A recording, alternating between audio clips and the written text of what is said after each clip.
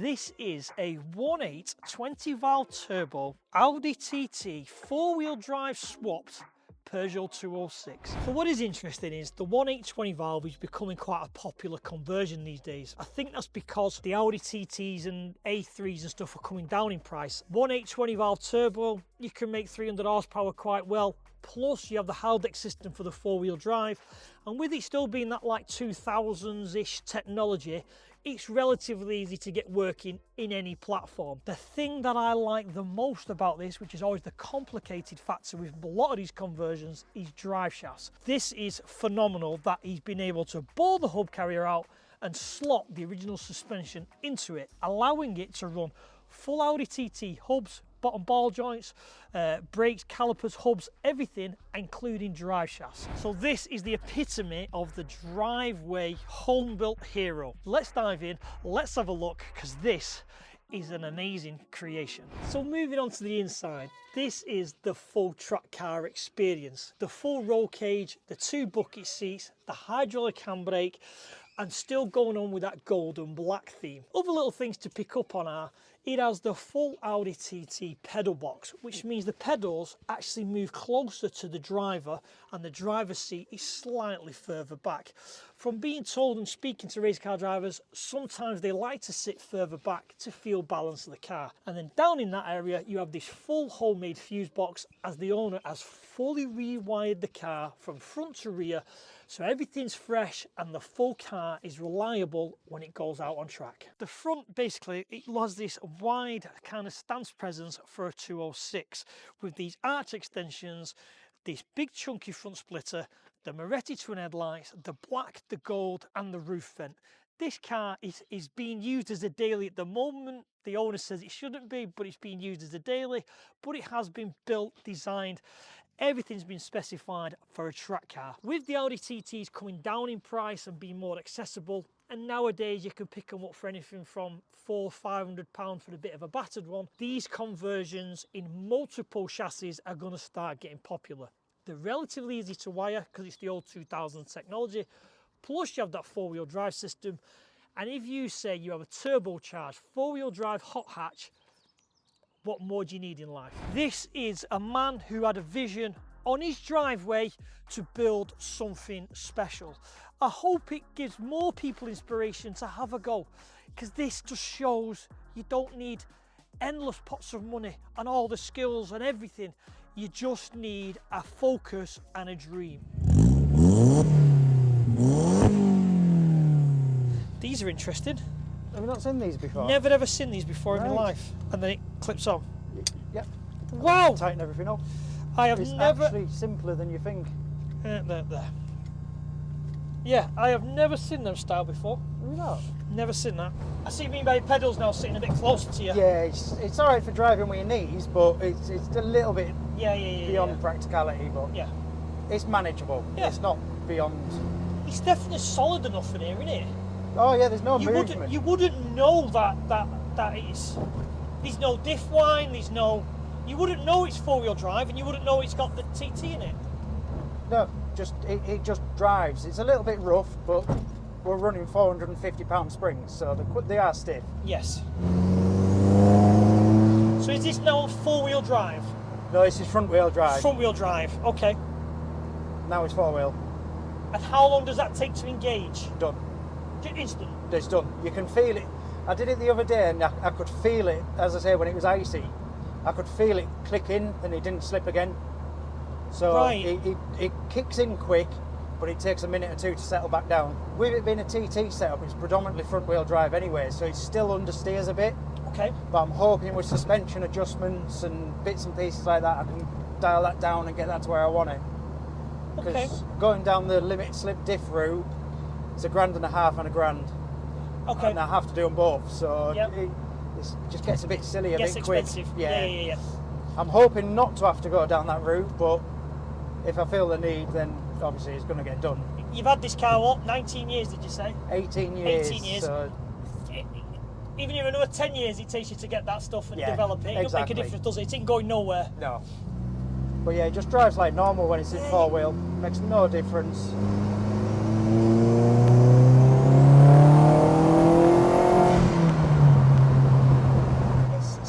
It's just everything's nice. Everything's nice, Yes. yeah. You've got the turbo nice. whistle, the noise, the dump valve, and then you get a nice burble from the exhaust. I can 100% see why you did it. I can. Yeah, Just makes all the right noise. Yeah. It's done it. It does. but the turbo's right there. Yes, behind it on these things. Yeah. And I've debaffled the charge pipe as well, just to get a little bit more noise out of it. And you also, I think with you especially now, is because you built it all yourself, you have a sense of pride in it, and you enjoy driving it. Yes.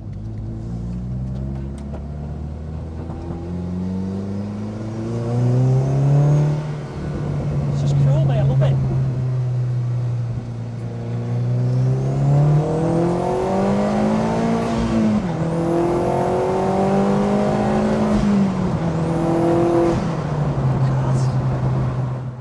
It's like you. Effortless. It's effortless, yeah. Yeah, the torque is just there at such a low no rate. slip. It's, No, none. obviously it's four-wheel drive as we know, but well, let's see. I can see why a lot of people do this type of swap, Yeah, because it is very cost-effective. With the TTs now coming cheap, yeah. you're getting a lot of bang for your buck. The turbo, the all-wheel drive. Well, the turbo alone, if I was to do that on the 206, I priced it up. And it was £6,000 just for the parts. Wow. You know, by the time you've done the crank, the conrods, the pistons, machined the head, that valves, it got stupid pricey, stupid quick. Yes. And I'd still have only been, oh no, it's going to stay throttle bodies. So even if I did that, I've got more power now than if I kept throttle bodies. Yes. And you've got the all-wheel drive now. This is nasty. Oof. You know the roads. Yes. But it did scrape. No, it won't scrape. Some of the cars I've been in have scraped their head off. Just hungry for more power, so then I bought a GTI, which was this when I was 19. 206 GTI, this shell. This exact shell. At 19, okay, right. The bonnet and the bumper's still original, not much else. I had my kids and costs. Okay. Costs started coming to build up, so I was like, right, put the car off for a while, we'll get an economical diesel. And then it sat there for about 8 years on axle stands, doing little bits, you know, removing a bit of weight here and there, just tickling little bits up. And then I was like, right, full on track car. So it got built as a track car, got the cage in it, got the bucket seats, the colour, I did all that on the drive, the first phase, shall we say. Skinned all the panels, and it ran like that for 2 years. Right, so let's what do you mean by skinned all the panels? As in, there's nothing to them. All the inner layers gone. Took all the strengthening out of all the panels. Everything, doors, rear to make it quarters, lighter. boot, bonnet. And then unfortunately the engine blew up on the first track day after scrubbing every single bit of the engine. It was shiny, brand new head gasket. It was absolutely gleaming, and it blew up. So I had a spare engine, not a problem. So I put that in and then ran it again. And it was fine, again, not a problem, nothing skipped a beat. Next track day, snapped the drive shaft at Croft. So that cut the track day down yet again. So I was like, right, I need some more reliable, more power, more reliability. And that's when I started looking into the engine of the BAM, the 1.8 turbo, the drive shafts are stronger, the engine's stronger, the gearbox is stronger. So then I found one for 400 quid with missing like front calipers, seats. It was an old track car. So, well, I can sort of make that work. So I bought that, and then it kind of spiraled from there, because I was like, well, I might as well take all the underseal off while I'm on. And then I might as well keep the four-wheel drive, measured things out, and I was like, well, the wheelbase is within 10 mil. Really? I can make that work. You wouldn't think that, would you, looking at a No, TT? you really wouldn't, but yeah, within 10 mil, purely reliability is the main reason for swapping. Okay. And so, turbo noises. Well, You can't. I was looking at the original engine. It was going to cost me to get similar sort of power to what this is running. I was looking about 6 to 8 grand. Yes. And I was like, I can't sink that into essentially a track car. Yes. It's not my daily. It's not supposed to be my daily, but now it is. And yeah, I just couldn't sink that sort of money into an engine that one have already blown up, and I know a mate who got one that was built, and he blew that one up as well. So I was like, I just can't. I can't do it. I just couldn't do it. That's the exact same reason we filmed a 206 with a K-swap. Yes, I know him, Davey. And it was the exact same reason he did. Reliability. It's reliability. Yeah. They're expensive to modify. Let's just buy an engine which is reliable, cheap to tune, and it's going to last forever type of thing. Now this is all outdoors, not in a garage, No. on your driveway I've just been. Literally where it was parked is where it was built. I got a Right. Clark garage tent to help me because I did a lot. It took, was it 16 months to do it start to finish. But again, I did an awful lot of like getting rid of all the underseal, that took ages. And then it needed exhaust tunnel swap to fit the TT prop. So you've put the I exhaust cut the tunnel out of the TT? of the TT and the 206 and then slotted up the TT one to be about the right height and then welded it all in. Wow, okay. So this is all on axle stands? Yes, for years. On your back, rolling around. Yes. Big salute to you. Big salute to you, because like I say, you see these builds that have been done in garages and ramps and everything else. Home built heroes on driveways. Mega. And with the kids. The kids were involved the whole way through. Fantastic, fantastic. Is the engine, as I would presume, it's going to be mounts, drive shafts, the usual what you'd just expect? Drive shafts are TT, just lined them up to roughly the original 206 sort of direction. And so then outwards. Hubs are Audi wheels, Audi hubs, Audi brakes. So how have you got around that? Have you machined the hubs to fit in the bearings? Nope, all original Audi TT straight from the donor car. The only thing I had to do was bore out the tops of the uprights for the suspension strut to fit in. I see, so it's an 1.5 independent mil. suspension leg to a hub carrier type of thing. The hub carrier is TT, so it was only 1.5 mil. Luckily the TT was smaller than the 206, so I just bored it out. Wow, okay. And then it just fit, and the pickup points for the control arms were basically the same place, so I made custom control arms while I was on anyway. And then I had to convert the tie rods from being a female thread to a male thread, and that was about it. Wow. It wasn't that in depth really when you think about it. That is relative. But how it fit. I don't want to say it's simple, but To I be honest, suppose there was a lot of wing in it. that's of all these builds, they're all winging Yeah. it. But I suppose with my head, you kind of go dead in depth of an engineer. I've got to machine that's got to be this individual, that's got to be built there, that's got to be. Do you machine the hubs? But just to go, well, I can make that work and Yeah, just I went bore that as all. simple as possible. The idea was maintenance will be cheap. So if anything goes wrong, I'm using the standard TT ball joints instead of using a spherical joint. The rose jointed control arms, but I don't need the control arm side, the outer edge. Yeah. I don't need it there. So I was like, well, just make it simple. I've got 20 quid to replace them. Wow. Okay. It makes perfect sense. Yeah, Does I make went as perfect sense. cheap and as easy as possible with nearly everything that I've done to it. It makes perfect sense. Yeah. So gearbox, Haldex still, all the Haldex system works? Yeah, it doesn't work as it normally does. I've used an insert and then put a live to the pump. So it can be front wheel drive, and then as soon as you flick the switch, it goes into 4-wheel drive. But it's almost a permanent 50-50 split. Okay. So it does chirp a little bit round corners like parking in Tesco's. So I don't really use it unless, like yesterday morning, it was icy. I was skipping all the way in front wheel drive up the hill, flick the switch, fine, not a problem. Now, educate me on the TT. Is the TT an independent subframe which bolts up type of thing? It's got like a diff cage for the whole mount, so it mounts on 4 points, and then it's got control arms, camber arms, and then a trailing arm running to it. Okay. So I've had to fabricate the mounts for the trailing arms. They had to be put, they're halfway in the wheel arch as well, so I plated them up. Luckily it met where they wanted to be, was in the chassis rails. So I plated up with 5mm to make sure it was like really strong. Probably way over engineered for what it wants to be, but you know, I wanted to be sure. Yep. Again, camber arms at the back made out of the same material as the front control arms, so they're stupidly, you know, stiff and sturdy.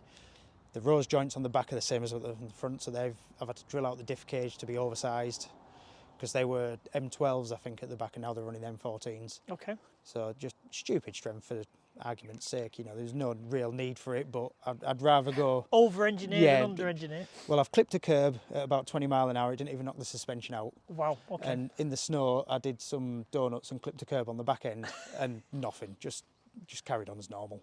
So Nice. it was worth its time. Yes. And effort. The rear Haldex and everything, I've had to remove where the spare wheel goes, and there was a crossbar, which was just a bit of folded 1mm. So I chopped that out and then made a frame out of box section for the whole rear axle to bolt in, which bolts through the boot floor. It sort of ties into the cage because obviously the cage is for the 206 axle. Right. So where one of the bolts came through where the original axle was, I made a plate which welded to the shell, which then is welded to the box section. So it sort of is still attached to the cage, sort of not. Yeah. but it's not going anywhere. Rear suspension is 206 again, but modified to take the TT. I've used the 206 shocks because it was torsion bar on the 206 originally. Yes, it so is. I've only used the shocks, which I think the valving's too light because it bangs a bit over heavy bumps. I've made spring perches on the top of the shell for the original shock spring mounts for the TT. And then the shocks I've just lent back, same as the TT, and just welded a little bracket onto the frame rails. So it works, but I'm planning on changing that to a coilover. I need to add a little bit of reinforcement onto the trailing arm. I'm blown away, mate, because my brain always goes over-engineer. But I don't want to say you've done it's simple, but it seems that everything I've done the simplest course. It kind of needed. went the right direction. Oh, yeah. That kind of fits. Yes. That kind of works. There was a lot of eyeballing and just that should work. Prop shaft, shortened or factory because of the 10mm? Exactly standard. That. Replaceable. Again, everything had to be easily replaceable if anything went wrong. Wow. Okay. It's got drive shaft spacers at the front just to get that little bit of extra width, and the back's on spacers at 40mm. Okay. But that's to get the track width. Wheel spacers? Yeah, wheel spacers on the back. I see. But again, all standard hubs from the TT, the trailing arms are from the TT, nothing. Even the brake calipers all round are from the TT. That's mad. I'm even using the pedals from the TT. The Right. clutch is a standard TT clutch, which is why the pedal, if you notice when you get in the car, I'm quite far back with the pedals. Okay. Because the outlet is at the back, which pokes through the plate, whereas my brakes are on the front side of the plate, so I can only go so far back. I see. But now I've got plans to make, because I've done dual mass cylinder setup, and I've got another mass cylinder for the clutch, so then it can come to the right side of the plate, push them pedals back and just be a bit more comfortable. I see, I see. Engine, standard, performance, remaps? Standard, it's got a silly big air filter and a remap. Okay, so what then? What is it? So it's the BAM? It's a BAM, yeah, it's 100% BAM. So it's about 250-ish? Because the 225 aren't in stock. 225 and it's running 18 PSI. Total Tuning said it was running about 270. Wow.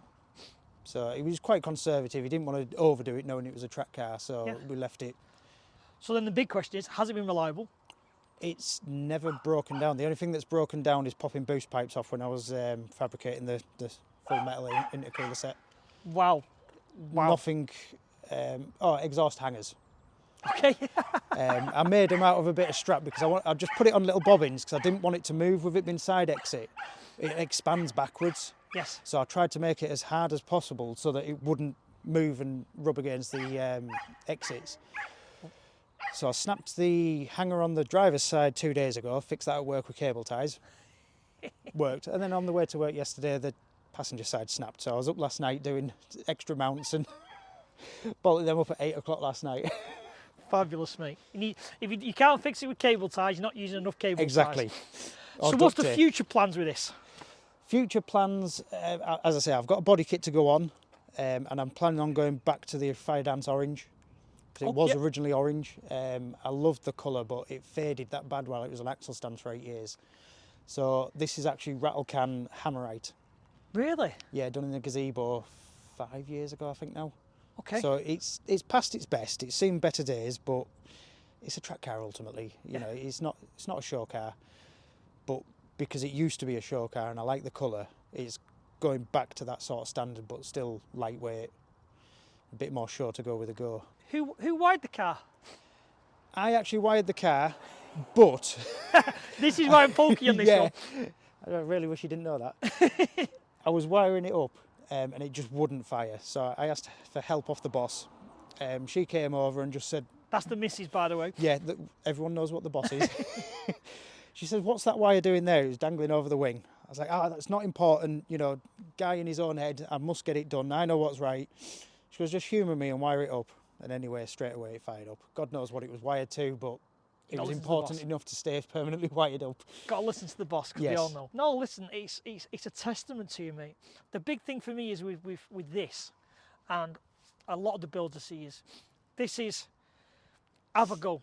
Yeah, 100%. You haven't got a full-on workshop. No. You haven't got ramps. You haven't got the best of the best equipment.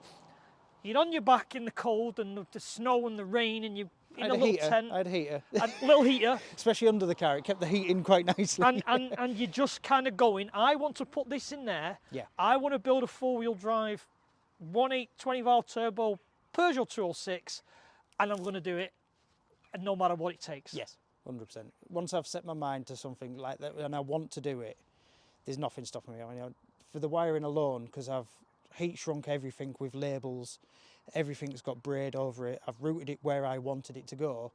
It took me 2 months in the shed on a night time. Wow. So I was determined, you know, just get the headphones on and just go at it for a couple of hours a night. Listen, it's fabulous because there's not many. And again, I pick on the new era. I really do. I really pick on the new era lads.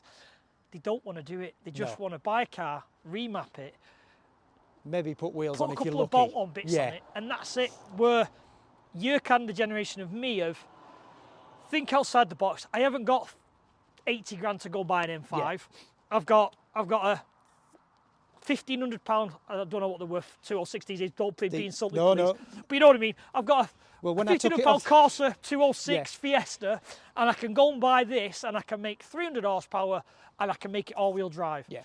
That's my kind of guys, and they really are my kind of guy. When I took it off the road 8 years ago, I valued it myself based on the market with the sun fade and lack appeal, 500 quid. Even with the modifications that were on it, it still was, it's about 500 to maybe 1,000. Because the GTI 180 came out and that just plummeted the value of these. Right, Nobody was interested anymore. And for you, it's probably worth more sentimental for having it for so long. And I even picked both kids up in hospital when they were born. There you go then. It's not worth the 500 quid. It was on 17s, lowered, two 12-inch subwoofers in the boot, and I picked both kids up when they were born from hospital. Part of the family in this, I take it? 100%. I've had it 18 years now. Wow, great story. When I bought it, it was 29,000 miles. The underseal, believe it or not, weighed 20 kilos.